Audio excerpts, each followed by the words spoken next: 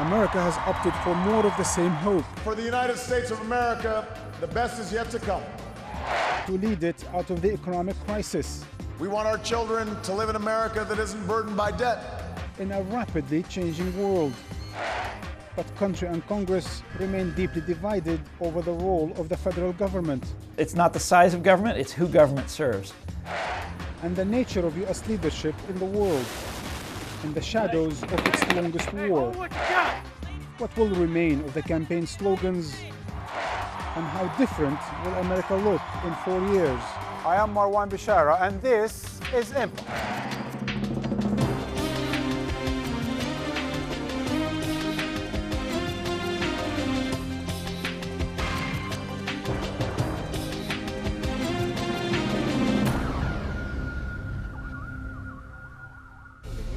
It's been nearly 50 years since the debate over the role of government has been as intense as it's been during the 2012 presidential election. In 1964, Democrat Lyndon Baines Johnson painted Republican Barry Goldwater as a right-wing, small government extremist and won in a historic landslide. 4 years later, in a country reeling from protests, riots and crime, Republican Richard Nixon went on a promise to return to law and order, but was himself forced out after breaking the law. Southern Democrat Jimmy Carter, victorious in '76, would see his popularity crushed by economic wars and the appearance of weakness abroad. 1980 brought the beginning of the Reagan Revolution, an era of sweeping conservative reforms, tax cuts, small government, aggressive foreign policy, and massive military buildup. Reagan's vice president, George H.W. Bush, would follow, waging the first Gulf War and witnessing the fall of the Berlin Wall. In 1992, Bill Clinton's "It's the economy, stupid" strategy allowed him to preside over the longest peacetime economic expansion in U.S. history, coupled with widening the gap between rich and poor. 2000 tore the U.S. apart as Bush versus Gore ended up in the Supreme Court. And despite criticism of the occupation of Iraq and the war on terror, in 2004, George W. Bush would win again. In 2008, promises of hope and change made history and made Barack Obama America's first black president, winding down Iraq, but unable to wind up a weak economy. So what now for leadership in the United States? To discuss what lies ahead, I'll be joined by Cynthia McKinney, a former U.S. presidential candidate for the Green Party and the first African-American woman to represent Georgia in the House of Representatives, where she served 6 terms. Cynthia is the author of The Illegal War on Libya.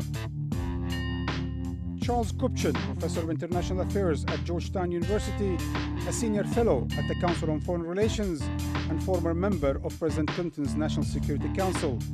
He's the author of several books, including his latest, No One's World, The West, The Rising Rest, and The Coming Global Turn. Helen Leibson, president of the Stimson Center, a Washington-based think tank. She's the former vice chair of the National Intelligence Council and was also a member of President Obama's Intelligence Advisory Board. Ellie Dale, a senior fellow in public diplomacy at the Heritage Foundation. She's a syndicated columnist and former journalist at the Washington Times. And last but not least, Steve Rademacher is a foreign policy advisor to Mitt Romney and a former Assistant Secretary of State under President George W. Bush. Mitt Romney and Barack Obama. Perhaps never before have 2 presidential candidates been the source of so much political comedy. Hello, I'm Mitt Romney. And I understand the hardships facing ordinary Americans. As the divide between news and entertainment gets weaker, the economy's in the tank. The job market's horrible. the power of political humor to shape opinion gets stronger. And they still can't decide if they want the black and white cookie or the decaf wheat thin. Barry Obama. He's just right. But this stuff isn't just for laughs. It's serious business. We don't think the government can solve all of our problems, but we don't think that the government is the source of all of our problems. We have a very different approach, the President and I, between a government-dominated society and a society driven by free people pursuing their dreams. America's debate over the role of government has played out in cartoons and caricature for more than 200 years. But in recent years, caricature has morphed into demonization more and more often, calling the other side evil, deepening the divide between red and blue America in a nation already more polarized than at any time since the Civil War. It's no laughing matter when the two sides of the country can't seem to have a civil conversation about the kind of government they want. A sensible way to discuss it is to ask about each of the things the government does. Are we doing this as well as we can? Are we doing too much, too little, and so on? That's probably not going to happen. Under pressure from left-wing demands that government should level the playing field, a right-wing clamoring for government to get out of the way, and with the entire country still reeling from an economic meltdown, America has been having a bitter argument over Two different visions for this country that we love. Now I have a very different vision for America and for the future. a vision promising to drastically reduce government at a time when many argue that government intervention is the only thing that kept the Great Recession from becoming another depression. This is really one of the great, questions of our times. Why do people mistrust government more and more and more, even when arguably this is the moment when they should be doing the opposite? One reason may be that a string of high-profile government stumbles, the botched response to Hurricane Katrina, the failure to prevent the oil spill in the Gulf of Mexico, the inability to stave off the economic crisis. Could they have actually reinforced the conservative message that government can't get that job done? Government is not the solution to our problem. Government is the problem. And the public sees this, and they're like, what's up? Government fails again and again and again. I think that there's a very disciplined line here that the Republicans and conservatives more generally have been selling successfully since Ronald Reagan, which is that, in general, government's the problem. But some argue the real question isn't the size of government or even its role, but rather whose side is the government really on? Is it the 1%, the 99%, or is this all just fuzzy math? The debate is false. It's not the size of government, it's who government serves. Conservatives want government to serve their interests or their constituents, and liberals, whoever they are, want government to serve their constituents. Okay? And so the debate over big government versus small government is a red herring. Throughout the campaign, the candidates positioned themselves as the leaders of the two opposing camps. But their actual records suggest each man has a pragmatic side, a willingness to compromise if the other side will meet him halfway.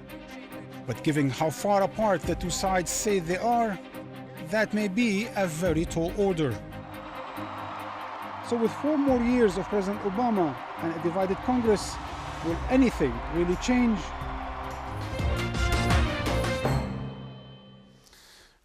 Ladies, gentlemen, welcome to Empire. Ellen, let's start with you. The American people have spoken. What have you heard?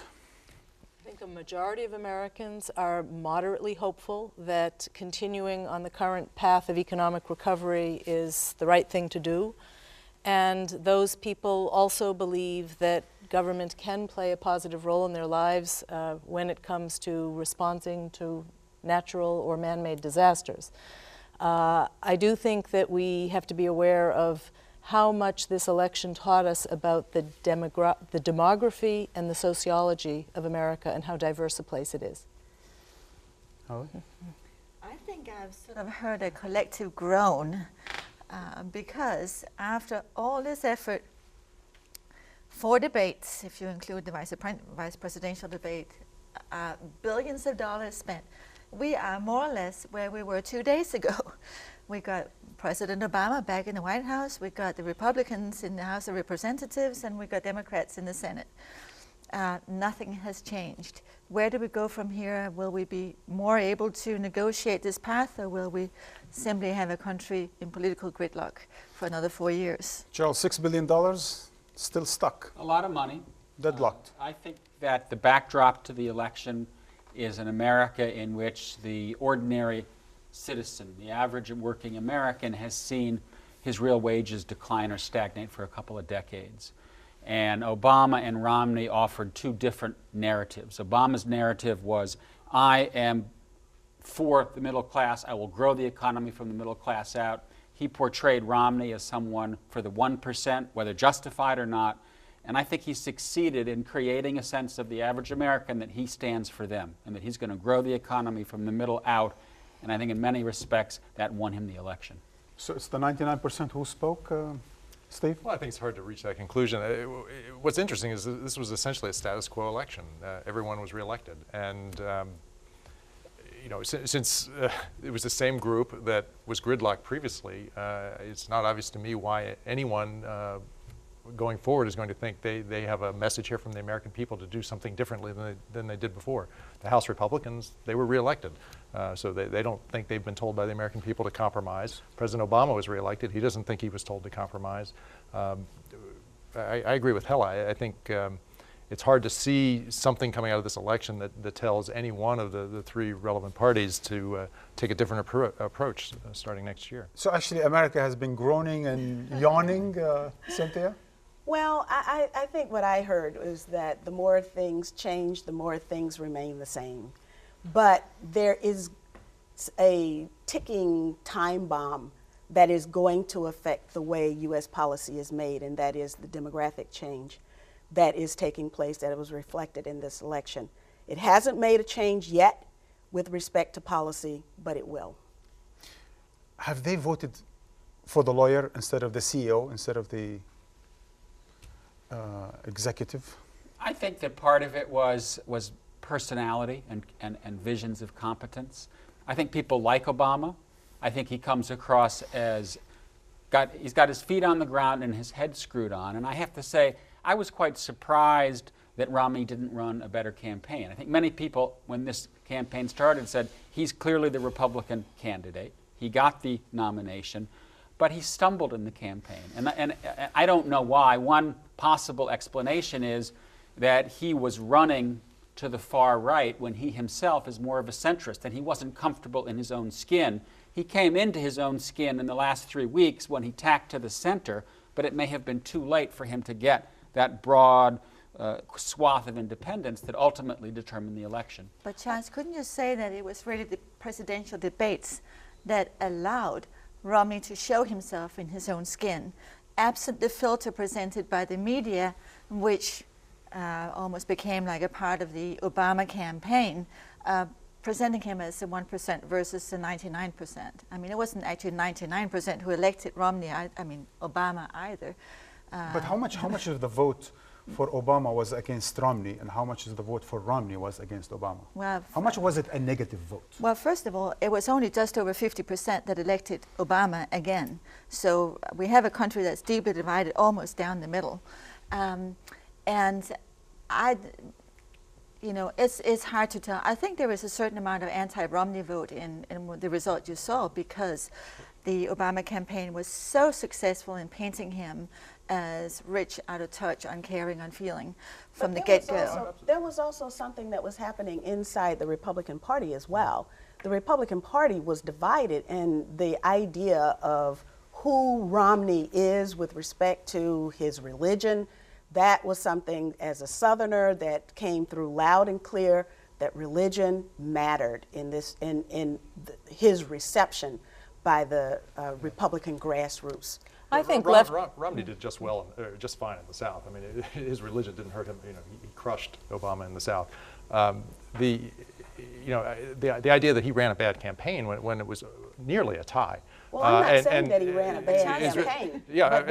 I think I thought it was a poor campaign. And I think, considering his extraordinarily unhelpful to himself comment about the 47%, the idea that he was able to go from that, which would be a pretty disastrous position for any politician to find himself in, and to come within a whisker of winning the election, is really a pretty astonishing feat. But still, isn't he, sorry, Alan, isn't he indeed rich and not necessarily in touch with the people? Well, That's exactly let's say, 4 years ago, President Obama out of ran a touch. very positive campaign. And he said, Now. vote for me because I stand for hope and change. I mean, you didn't hear anything about hope and change in this election. Both sides ran negative campaigns, primarily focusing on their opponents. Obama's campaign was deeply negative, trying to portray Romney as the person you just described. And Romney was equally negative about the success of Obama's policies. So it was a negative and so campaign. on the question of, how many of the votes were against the other candidate, it looked to me like both campaigns calculated that ultimately that was how that was the formula for success. The point I wanted to make was that left to their own devices, these guys probably agree, these two individuals probably agree on many, many issues. But we have a political culture where the parties are big machines that just churn out a lot of processed treatment of issues. And that you did feel more with Romney than with Obama, but really with both of them, that they're occasionally saying things that don't look like they are naturally the things they wanted to say, but it's what the system insisted that they say, based on too much polling data, too much trying to understand what the voter wants to hear. There's too much money in the campaigns. We've created a mechanical or an artificial way of doing these elections that I think undermines our ability to evaluate these leaders as individuals. Indeed, Charles, it seems to me that perhaps the country is far more divided than its politicians are. And maybe that's the existential crisis in this country. Well, in some ways, I think the politicians on Capitol Hill are more divided than the public. You think? Yes. Yeah. I mean, they still have drinks together and smoke a good cigar No, together. they actually don't do that much together anymore. They used to. Yeah. But if you look at congressional schedules, if you look at caucus, they really don't spend much Don't time you think together. the speech of hatred that came out of the campaigns, just from the regular men and women that we saw on television screens, the way they described the other candidate, wasn't that something more or less new? Listen, it's very troubling. I mean, we have a diversity of political spectrum around the table, but I think we would all agree that the United States today is deeply polarized, that the partisanship stands in the way of good governance. I agree with what Stephen Hollis said, that we are going to be as polarized moving forward as we were before the election. But somehow we got huge problems to solve. One of them is right on the doorstep, and that is what's called the fiscal cliff, the tax increases and the spending cuts. And Obama has to work with Congress to solve that problem within the next few weeks, if not months. Let's talk about that. Cynthia, you're a former congresswoman. Obama now is back in the White House. What is he going to do? Well, I want to say something about this division because being from the South, the popularization of hate as a form of winning elections is something that we're accustomed to. And it's just a matter of who the target population is for the moment. During the time that I was growing up, it was black people, but now it's Muslims, it's immigrants, and so this kind of vitriol that we saw for the purpose of gaining votes, I believe that there is in the country, though, a desire for everyone to work together. And I've seen Where is that desire? I mean, I see only divisiveness and divisions. Because you're looking at television, but if you're out there with the people, you will see that there are people from various stripes who want to get beyond the vitriol. I totally agree with you. You think Cynthia. now the Republicans in the Senate, in Congress, the Republican congressional leadership in Congress, will it work with President Obama, for example? No, what I was saying was I agree with Cynthia about the American people. We're not talking about Congress here, or people inside the Beltway. We're talking about people outside the Beltway, ordinary Americans who I think by and large lead their lives, get along with their neighbors, even if they don't agree with them on politics, and come together on a huge range of issues. But will the representative now work together, for example, on the question of the so-called grand bargain? Will they pass a new budget? I doubt it. I think they will sit down and they'll talk. Whether they can succeed, I don't know. I have my doubts. Look, the Republicans had an objective here. They wanted the American people to vote to repudiate Obamacare. They didn't get that vote in the national election, in the presidential election or in the Senate elections. the Democrats, they wanted a narrative coming out of this that it was political suicide for the Republicans who voted for the Ryan budget in the House of Representatives. They didn't get that verdict either. I mean, the Republican majority was reelected. They don't come away from this thinking that they made a big mistake with the Ryan budget. So, you know, the electorate, if you're looking at the results, is sending mixed signals. He really needs to make a bigger effort to work with the Hill. He really needs to recapture what people really were attracted to in 2008, which is that he wanted to somehow rise above the political party structure that is so rigid and just doesn't allow for smart, innovative solutions. So I think the burden is a bit on his shoulders to demonstrate leadership now. And I think, you know, Speaker of the House Boehner, they had a relationship that perhaps could be built on. In the end, it was hard, but it could be it's worth trying again. Is he going to be the consensual, transformative president he promised to be then? I think that he needs to do exactly what Ellen said, and that is he needs to be more political, not in the sense of partisan, but in finding a way to get legislation through Congress. But you think he will find partnership in the Republican leadership? I think that because of the nature of the task, particularly on the budget side, there will be some progress. I'm not particularly optimistic that he's going to be able to rebuild the political center. That is gone for now because the two parties have simply moved too far apart ideologically. But I think we will see more of a workman-like spirit because pragmatism. A certain pragmatism, and I think it does behoove Obama to get into the trenches, to get on the phone, to get Republicans to the White House. He hasn't done enough of that in the first term. And now he has a mandate to do that. But Cynthia, I want to ask you, what will be his legacy now domestically? What is the big ticket item he's going to carry? There's a huge legacy domestically. But is it going to be immigration? I don't want us to leave this discussion without at least putting the entrenched special interests in Washington, D.C. that separate the elected leadership or those with positional authority from the people.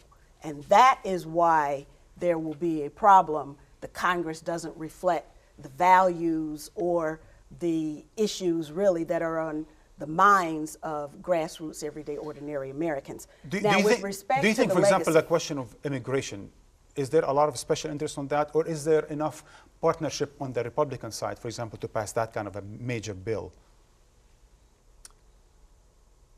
It's very difficult to come together when you've campaigned on targeting certain individuals. It's very difficult to find the consensus, but I believe it's possible. You think we will reach a bill on immigration coming in the next 4 years? I think it'll be very difficult to do. I think immigration actually is an issue that has to be dealt with piecemeal. It is not one where you're going to have a grand bargain, but you ask what his legacy is going to be. He has already produced his legacy, which is healthcare reform, great takeover of certain swaths of the American economy by the government. That is the legacy he's going to leave. Hold your thoughts before we come back to discuss more, perhaps about the defense spending and foreign policy challenges around the world when we come back after a news break. Our friends and allies across the globe don't want less American leadership. They want more.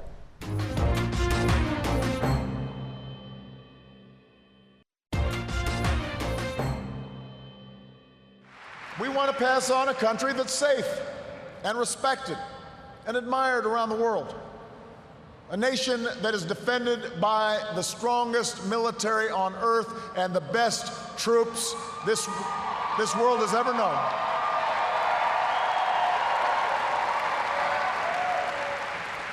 But also a country that moves with confidence beyond this time of war to shape a peace that is built on the promise of freedom and dignity for every human being. Welcome back with my guests Cynthia McKinney, Charles Gupchin, Ellen Leibson, Hallie Dale, and Steve Rademacher. The foreign policy views of both candidates in this election differed dramatically. However, they shared one common conviction, that the world longed for U.S. leadership. So now that Obama has been re-elected, what can we expect to see in the next 4 years? At the beginning of his presidency, he believed a United States that listened more and stressed common interests would better serve America. But this vision may have faltered. He discovered that in a globalized world, many countries are not looking to Washington for direction. I believe that if America doesn't lead, others will. Others who don't share our interests and our values, and the world would grow darker for our friends and for us. Charles, you've worked on foreign policy for a long time.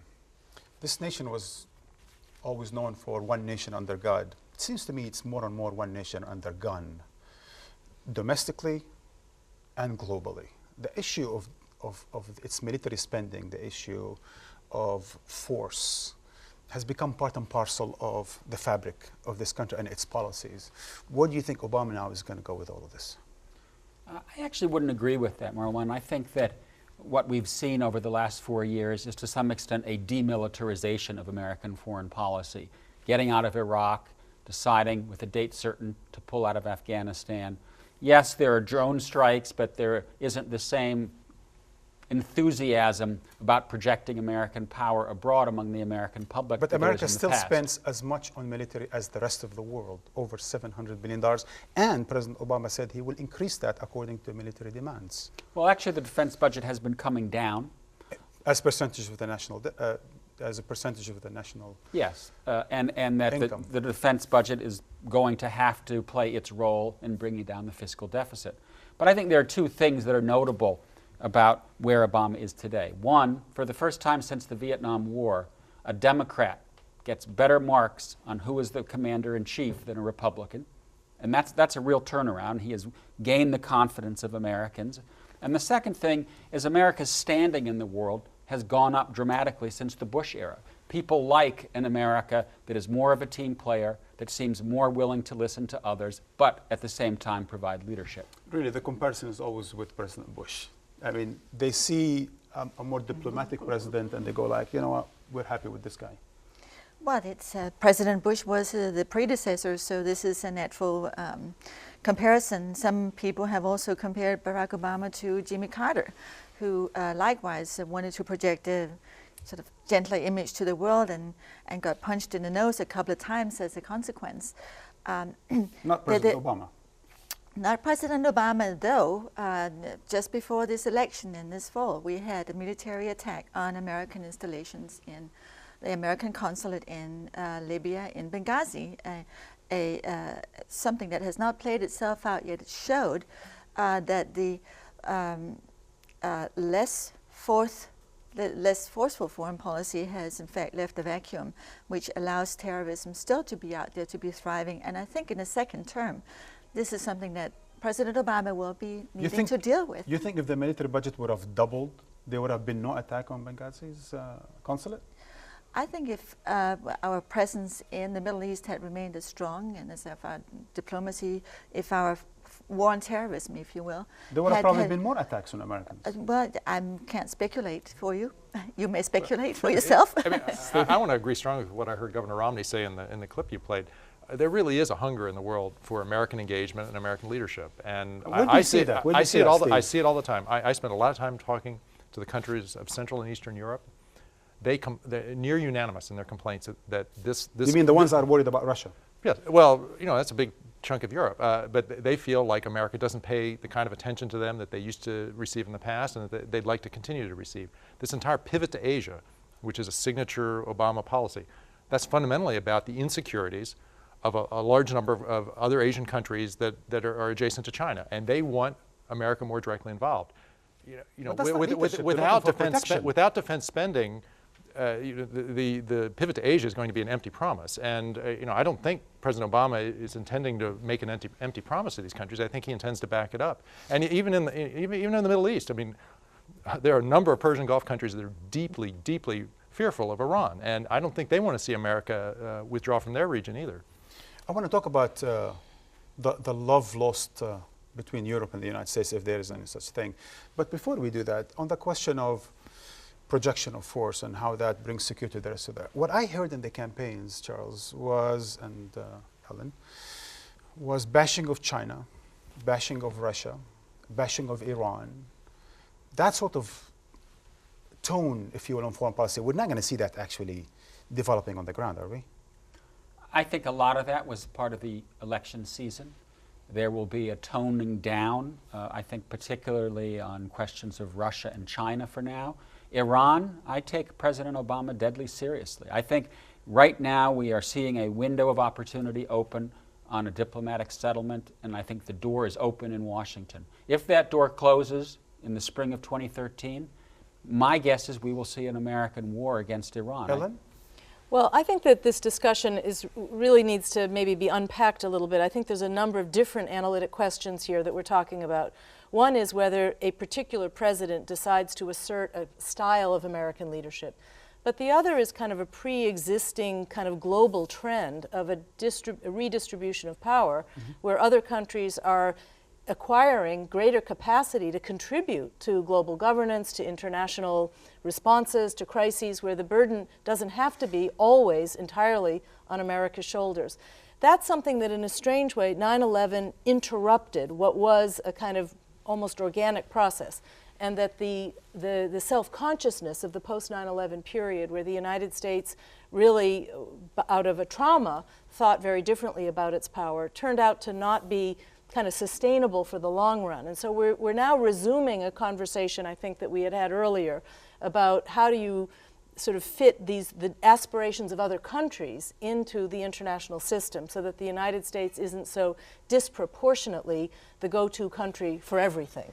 And I think Obama really reflects the will of the American people. If you look at the most recent Chicago Council on Global Affairs polling of, Americans want the United States to play a leadership role, but they don't want us to think that we're the fix-it man for every single problem out there. And they are willing to see other countries contribute more. Cynthia, like Steve, I've also traveled around the world extensively. What I heard from leaders and citizens around the world is that they don't want American leadership. They want American partnership. They want America to be involved, but they don't want diktats from Washington. I would agree with you. And the idea of the rest of the world needing the leadership of the United States is an extension, in my opinion, of this whole idea of manifest destiny, which in one way led to the expansion of the United States, but also took along with it white supremacy that I think needs to be put on the table. And now it's a global white supremacy at a time when the demographics of the United States are changing. Also, what we did not hear in this campaign was talk of peace. And so literally, as we sit around this table, drone bases are being expanded around the world.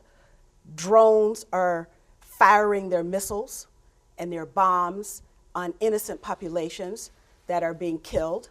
And so I am almost amazed that we can have this civil, almost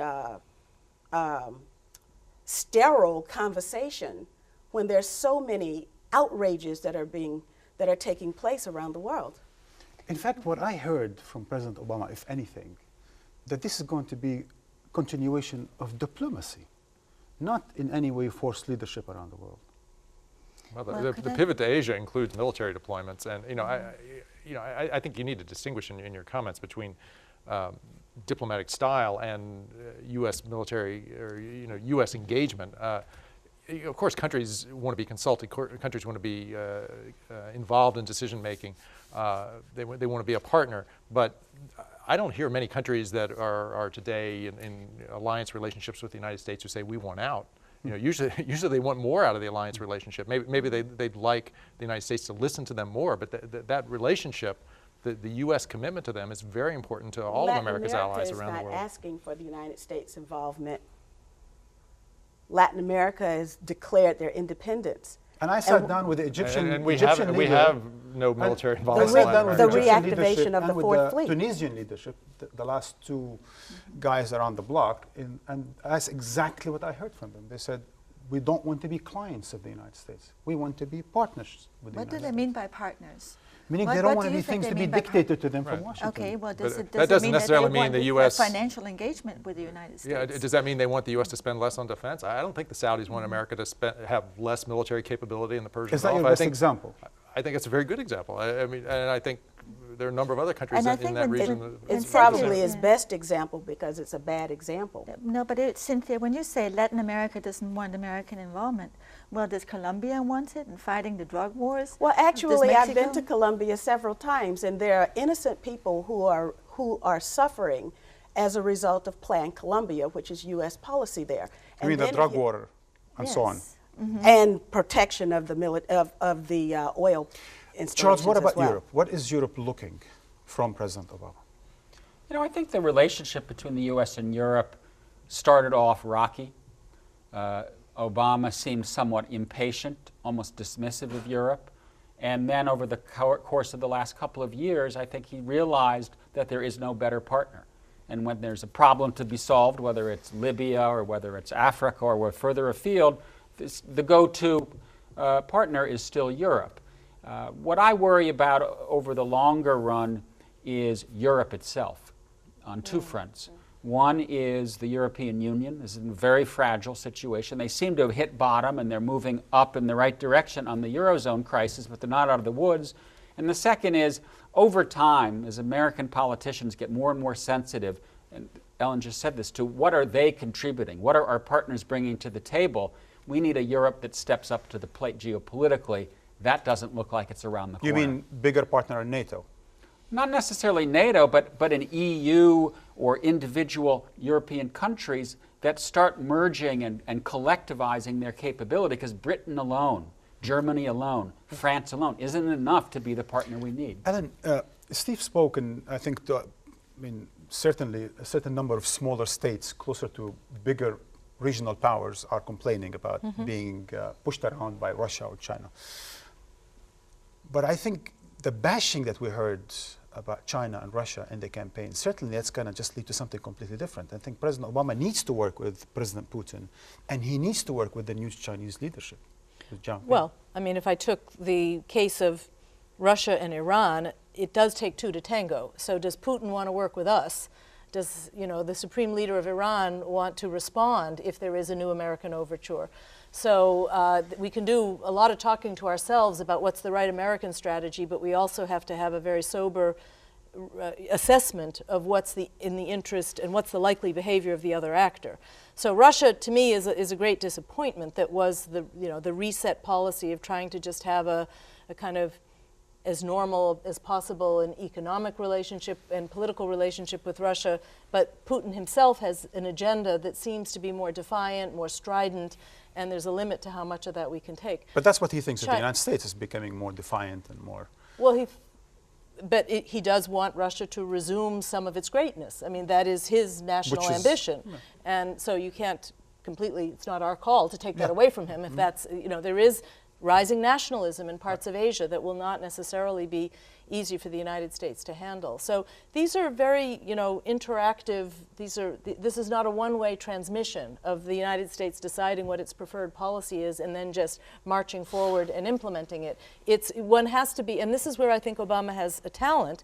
He may not have had enough opportunities to demonstrate it, but that I think he is more cosmopolitan in a way, that he actually is genuinely interested in what other countries think, and not just the traditional allies. I think his curiosity about how the world works is wider than just the traditional allies. Is China a partner, an economic trade partner of the United States, or is it the next enemy in the next 4 years? It seems to me that it's both. It seems contradictory, but when you look at the amount of imports from China that show up on the shelves of American stores, we have a very, very significant trading relationship with China. We borrow massive amounts of money for our government programs from China, and the Chinese economy to a very large degree depends on American consumers. So we have a very tight economic tie. It's unfortunately more of a one-way street than one would like it to be.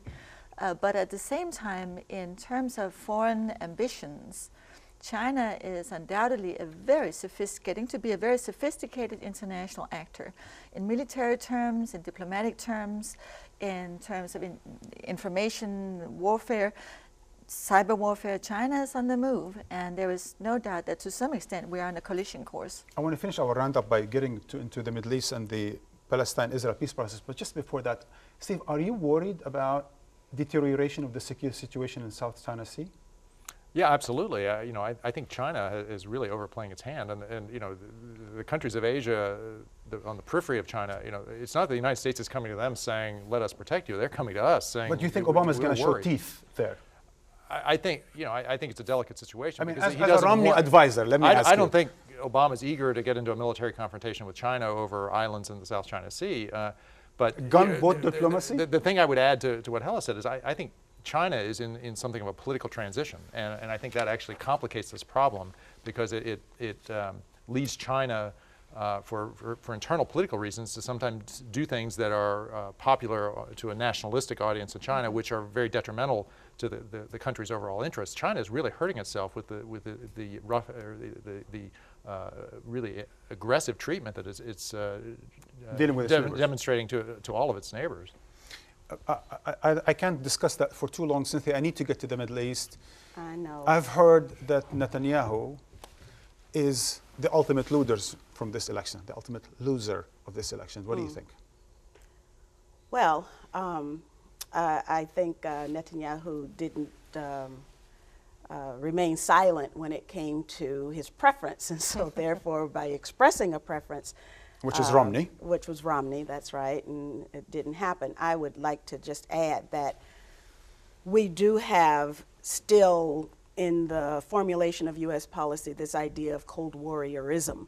And we have these Cold Warriors who would like to view Russia and China as enemies of the United States. There is a growing community of people at the grassroots level inside this country who disagree with that view. And they would like to see policy reflect the partnership rather than this Cold Warrior, geostrategic driving forces behind U.S. policy. And you think President Obama is going to have another attempt at negotiating between Palestinians and Israelis, mediating?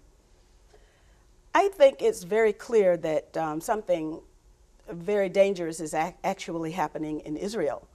And I've heard from Israelis that they are very afraid of the move away from, well, not that they ever were democratic, but even toward the Israeli Jews, that there's this move toward a totalitarian type of state.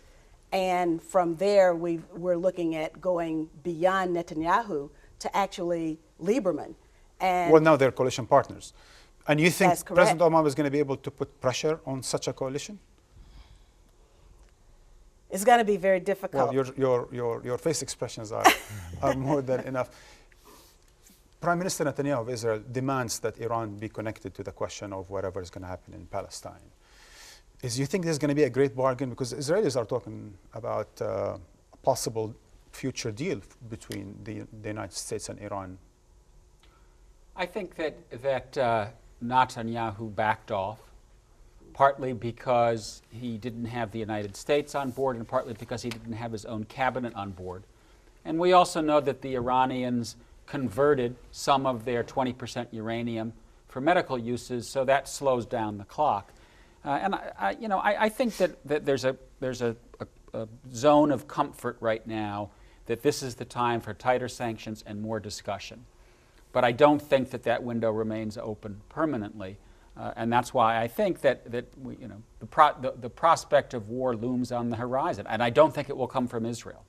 Do you think then that under President Obama the last 4 years, and perhaps the next 4, we will see a certain downsizing of projection of force around the world, and perhaps making, let's call it for the sake of our discussion, the empire smaller and perhaps healthier?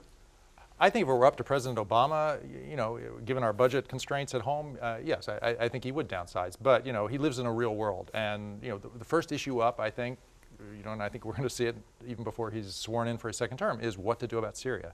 I personally believe that there's an enormous amount of frustration within the Obama administration. They have had to I think it was a political judgment on their part not to antagonize the left wing of the Democratic constituency. So they backed away from all sorts of options that would have involved militarily, right?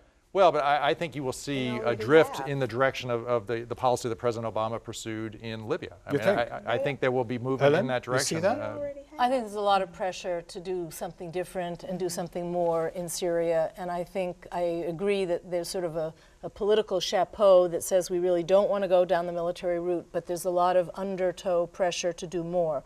But I wanted to just raise a different point. On the question of downsizing military, let's be careful here. There is a post-war readjustment to the size of the army that will happen as it happens after all wars. But there is an interest in maximizing the effectiveness of the Air Force and the Navy, of technology, cyber. So, it's not a one-dimensional military. It could be a smarter military, and it can certainly be a more cost-effective and efficient military.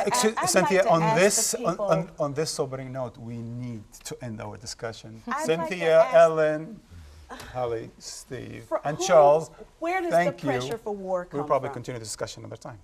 Thank you for joining Empire. Thank you. And I'll be back with a final note. President Obama finished his victory speech with the same bombastic mantra that's been repeated incessantly over the years. America is the greatest nation on earth. After 2 revealing years of hateful speech and terribly divisive elections, Americans have woken up to a country that feels anything but great, let alone the greatest. Thousands have lost their lives and millions lost their homes during a decade of military adventures, banking scandals, and economic meltdown. But hardly anyone has been held accountable. Meanwhile, the country's infrastructure is in dire straits. Its healthcare system in trouble, its jailed, overcrowded with millions, its military budget terribly inflated, its debt and deficit skyrocketing, inequality deepening, unemployment high, and infant mortality worse than most developed nations. Indeed, the home of democracy, opportunity, and freedom is shrinking on all 3 fronts. But that's why, after they sober up from the elections, President Obama and his Republican counterparts in Congress need to deal with the country's daunting challenges at home and abroad with the utmost humility. And that's the way it goes. Until next time.